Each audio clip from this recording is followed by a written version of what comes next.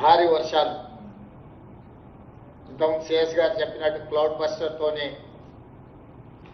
ఊహించిన దానికంటే పోయిన సంవత్సరం కూడా మనకు వర్షాలు వరదలు వచ్చినప్పుడు దాదాపుగా ఖమ్మం జిల్లాలో 2.5-3 గంటలలోనే 39 సెంటీమీటర్ల వర్షం రావడము, హైదరాబాద్లో కూడా అత్యధికంగా వర్షం రావడం వల్ల మనకున్న ఏ వ్యవస్థలు కూడా సరైన పరిస్థితులు లేకపోవడం వల్ల విపత్కర పరిస్థితులను ఎదుర్కోవాల్సి వచ్చింది.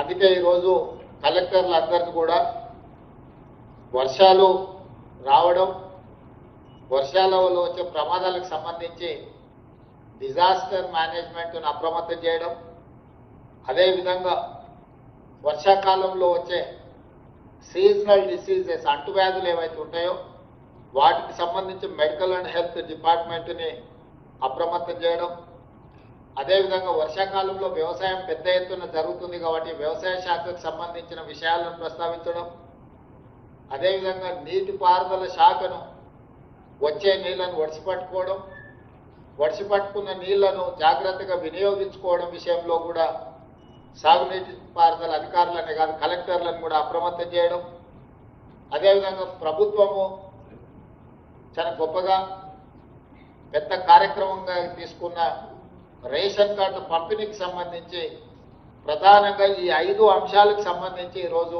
ఈ వీడియో కాన్ఫరెన్స్ మనం ఏర్పాటు చేసుకోవడం జరిగింది. అధికారులను అందరినీ కూడా అప్రమత్తం చేసి ప్రజలకు ఎలాంటి ఇబ్బంది జరగకుండా ఉండడానికి మీకు అందరికి ఆదేశాలు ఇవ్వడానికి ఈరోజు మనం ఈ సమావేశాన్ని ఏర్పాటు చేసుకున్నాం. ప్రధానంగా భారీ వర్షాల వల్ల వాస్తవంగా ఈసారి జూన్ 1 నుండి జూలై 20 వరకు 21% వర్షపాతం తక్కువ వచ్చింది. కానీ గత 3 రోజుల నుంచి వర్షం బాగా వస్తుంది. ముఖ్యంగా హైదరాబాద్ నగరంలో కూడా ఊహించిన దానికంటే ఎక్కువ వర్షం రావడం వల్ల సమస్యలు ఉత్పన్నమవుతున్నాయి. ఈ సమస్యల వల్ల ట్రాఫిక్ జాములు కానీ, నాలాలలో కొట్టుకుపోవడం కానీ, జిల్లాలలో కూడా ఇతర సమస్యలు రావడం వల్ల ఈరోజు ఎస్డిఆర్ఎఫ్ కానీ, ఎన్డీఆర్ఎఫ్ కానీ, ఇతర మున్సిపల్ శాఖకు సంబంధించి కానీ, పంచాయతీరాజ్ శాఖకు సంబంధించి కానీ, medical and health and revenue departments అన్నింటిని కూడా అప్రమత్తం చేసి ప్రజలకు ఏమాత్రం కూడా ఇబ్బంది జరగకుండా ఈ కార్యక్రమాన్ని ముందుకు తీసుకెళ్లాలనేది ప్రధానమైన ఉద్దేశం. ఈరోజు అగ్నిమాపక సిబ్బంది కానీ, ఇతర సిబ్బంది ఎస్డిఆర్ఎఫ్, ఎన్డీఆర్ఎఫ్, గతంలో ఎస్డిఆర్ఎఫ్ లేకుండా మనం నూతనంగా ప్రారంభించుకొని కొత్త బృందాలను అన్నింటినీ చేసుకున్నాం.